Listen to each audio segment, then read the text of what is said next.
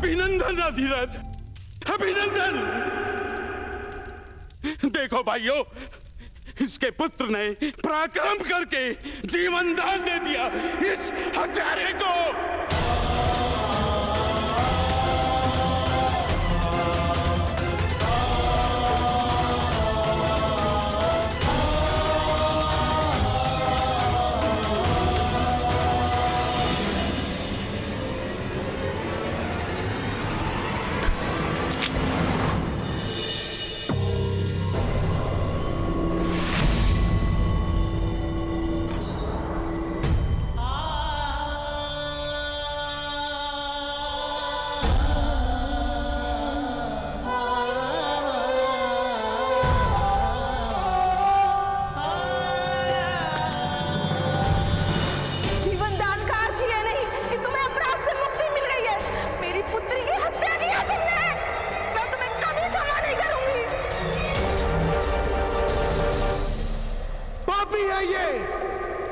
अपराधी है। सूद समाज के नाम पे लांछन लगाया है इसने। मारो इसे।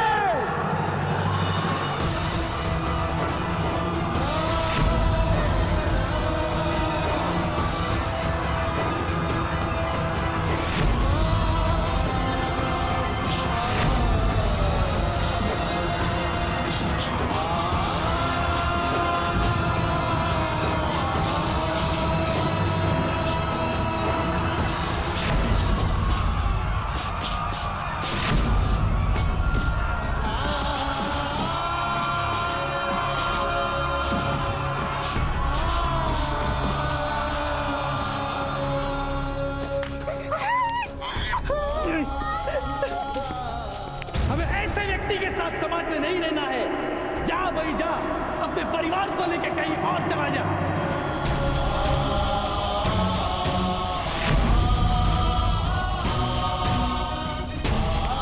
फल सड़ता है तो वृक्ष से स्वयं गिर जाता है।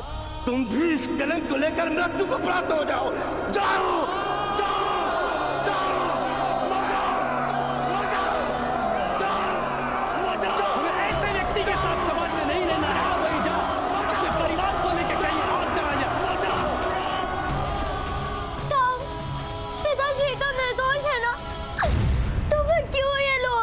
क्योंकि निर्दोषता सिद्ध करनी होती है पुत्र कर्ण। खोया हुआ सम्मान और कटा हुआ मस्तक फिर से प्राप्त नहीं होता।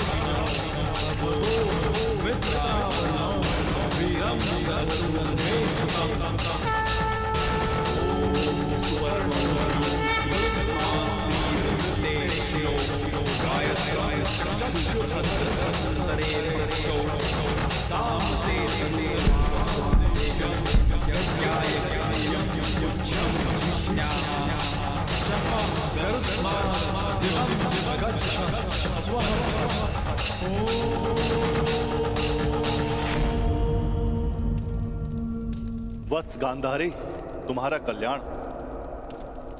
शीघ्र ही भगवान शिव का वरदान सफल होगा।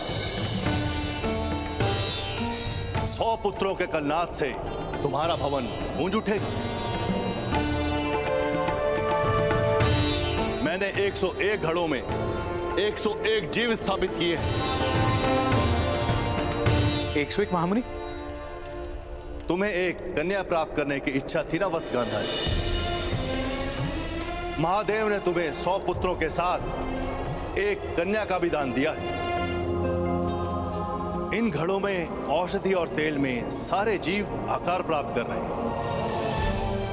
समय अनुसार एक एक कर सबके जन्म होंगे।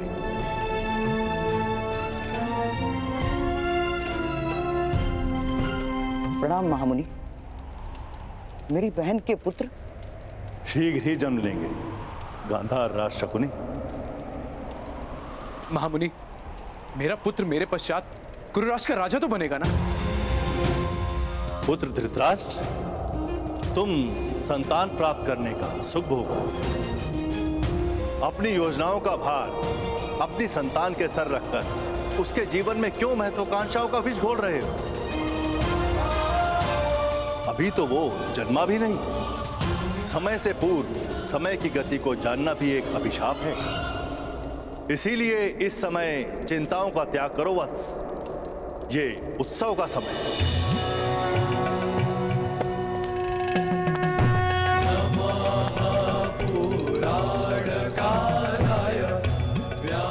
आपने मेरे संतानों को जीवन देकर मेरी श्रद्धा को जीवन दान दिया है। आपकी कृपा के इस ऋण से कैसे मुक्त हो पाऊंगी मैं? कृपा और ऋण, अगर कृपा का ऋण चढ़ता तो मनुष्य ईश्वर की कृपा के तले दबकर मर चुके होते। ऋण उपकार का चढ़ता है, कृपा का नहीं। तुम्हारे माथे पर यदि कोई ऋण है तो वो उस बालक का जो हमें यहां तक लेकर आया।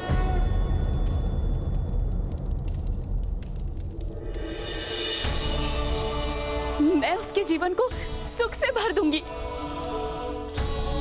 धन संपत्ति से परिपूर्ण कर दूंगी महामुनि। कुछ जीवन सदा ही रिक्त रहते हैं। स्वाति नक्षत्र में वर्षा की बूंद पीने की आस में जी रही सीप जैसे सागर में रहकर भी प्यासी रहती है। उस बालक को जिसकी आवश्यकता हो वो देने का प्रयत्न करना वत्स।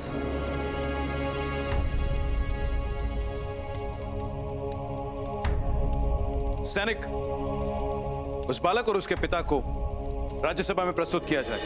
जी महाराज।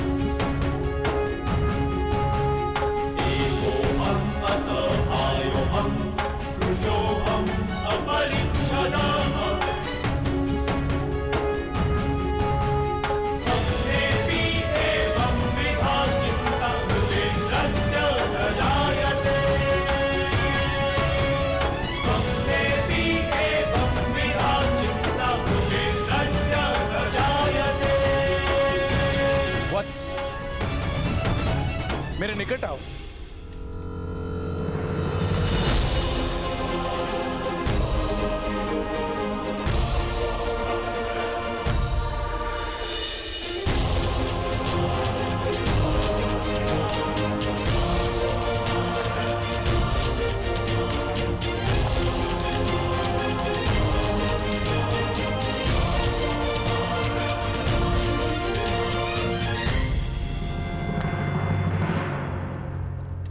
आज तुमने हस्तिनापुर के सम्राट पर उपकार किया है।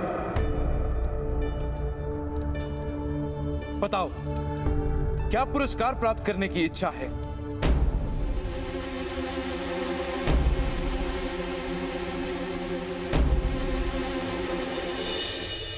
मेरे पिताश्री को मृत्युदंड दिया गया है महाराज। वत्स, मैं इसी क्षण तुम्हारे पिता के सभी अपराधों को क्षमा कर उन्हें मुक्त करता हूं।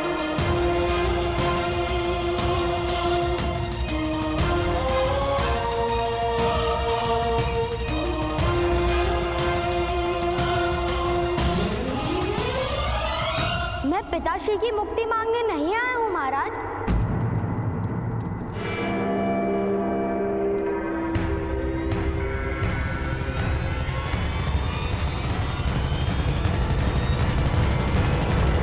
मुक्ति मांगने नहीं आए तो फिर क्या आशा है वत्स?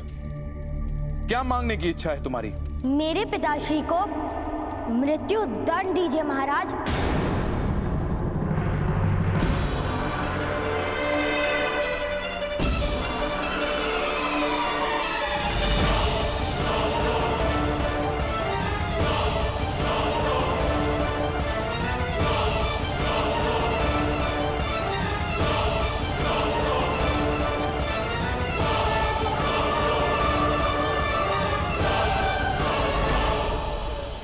पुत्रकर, ये तुम क्या कह रहे हो? मृत्युदंड? अपने पिता की मृत्यु की कामना करते हो? नहीं, उनके सम्मान की कामना करता हूँ। जब मैं महामुनि को लेने गया था तब मेरे हृदय में केवल मेरे पिताश्री के जीवन का महत्व था, किंतु आज समझ में आया कि सम्मान से रिक्त जीवन और जल से रिक्त पौधे एक समान होते हैं।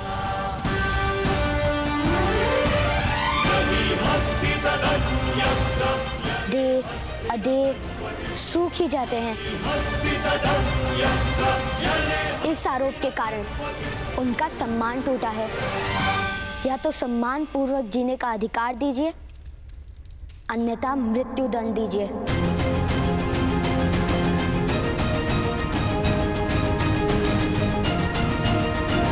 पुत्र, तुम अपने पिता से उनके जीवन का अधिकार छीन रहे हो। नहीं, मैं अपने पिता को सम्मान का अधिकार देने का प्रयत्न कर रहा हूं।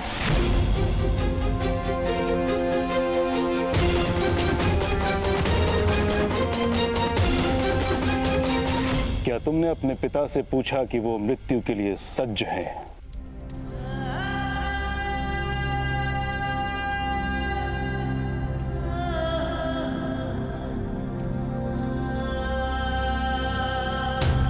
मेरा मन मेरे पिताश्री की छाया है महोदय।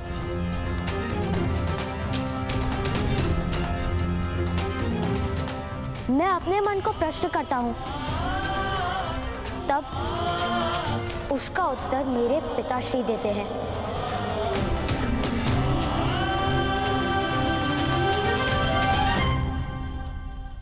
अद्भुत, अद्भुत हो तुम पुत्र कर। सम्मान, अधिकार, इन दो शब्दों का अर्थ अधिकतर मनुष्य मृत्यु तक नहीं जान पाते।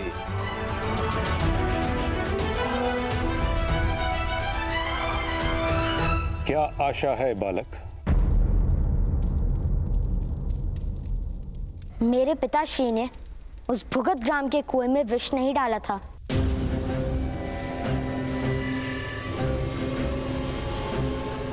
और यदि डाला था तो समग्र समाज के सामने सिद्ध कीजिए कि मेरे पिताश्री ने अपराध किया है।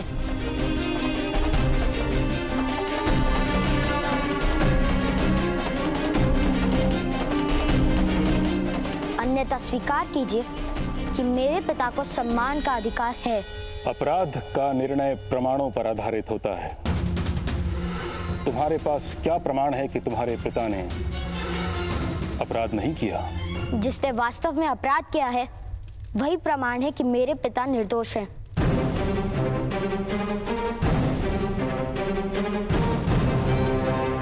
कहां है वो व्यक्ति? उसे इस सभा में उपस्थित करो।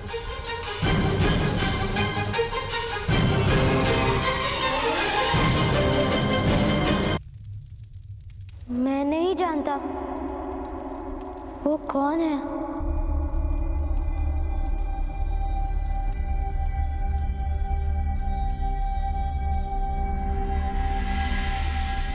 आप उसे ढूंढिए महोदय। मेरे ताऊ कहते हैं कि अपराधी को ढूंढकर उसे दंड देना राज्य का कर्तव्य होता है।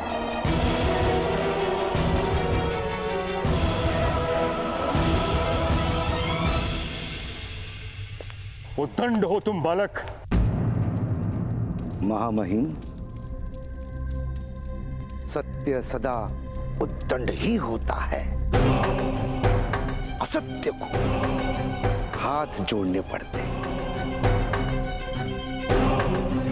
जीवन दान मांग लो। अधिकार मांगोगे तो तुम्हारे पिता को अवश्य मृत्युदंड प्राप्त होगा।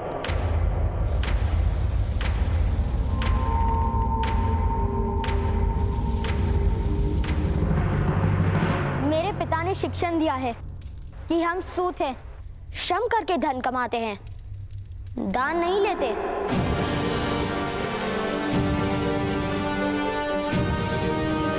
फिर उनके जीवन का दान किस प्रकार ले सकता हूं मैं?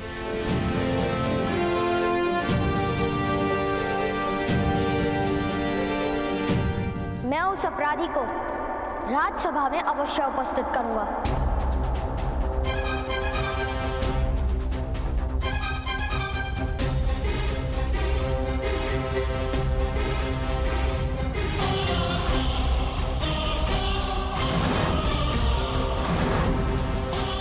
यदि नहीं कर पाए तो मृत्यु अवश्य प्राप्त होगी, फिर दया नहीं दिखाई जाएगी।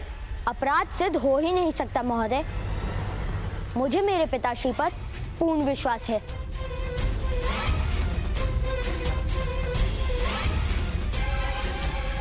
अन्यथा अपराध के विचार से ही उनकी मृत्यु हो जाती। कल प्रातः काल तुम अपराधी को प्रस्तुत करो, अन्यथा तुम्हारे पिता को दंड प्राप्त होगा।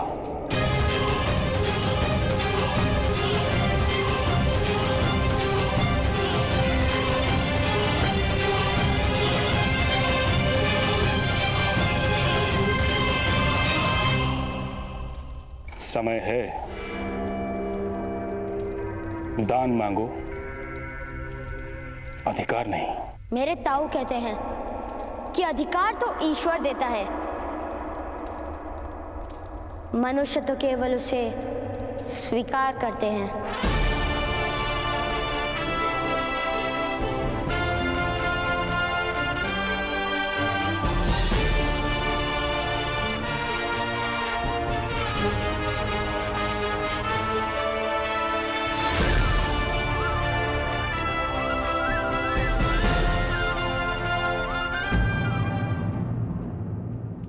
ये क्या क्या तूने कहा है?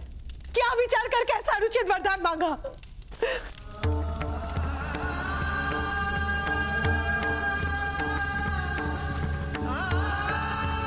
पिताश्री की आंखें सदा आकाश को देखती थी,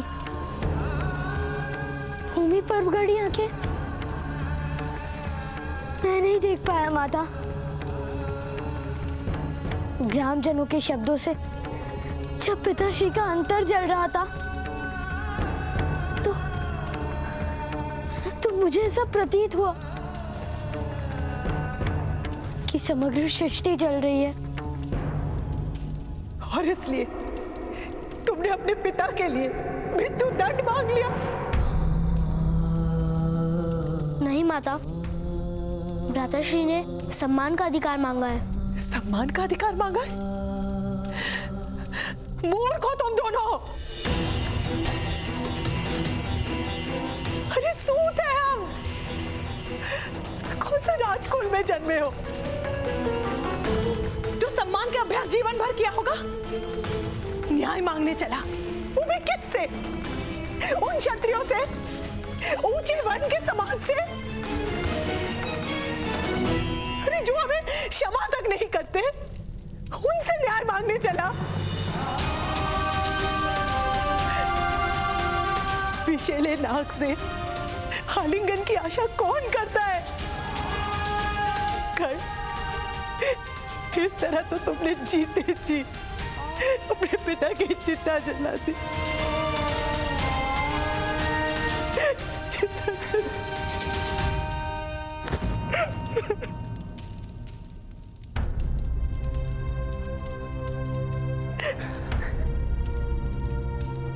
राधा,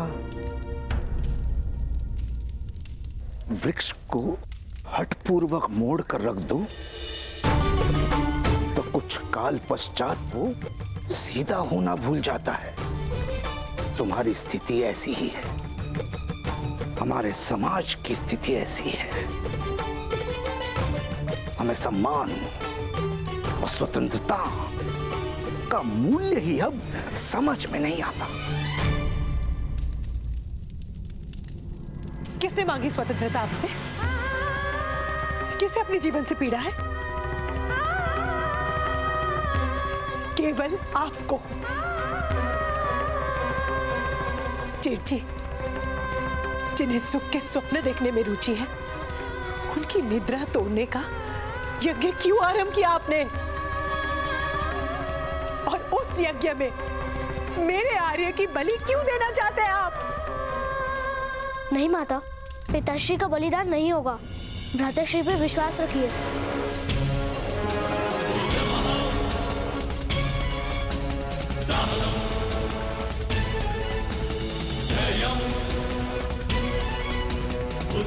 मैं वचन देता हूँ माता, मैं पिताश्री को मुक्त करवा कर रहूंगा और उन्हें मिथ्या सिद्ध करूंगा जिन्होंने हमें न्याय नहीं दिया।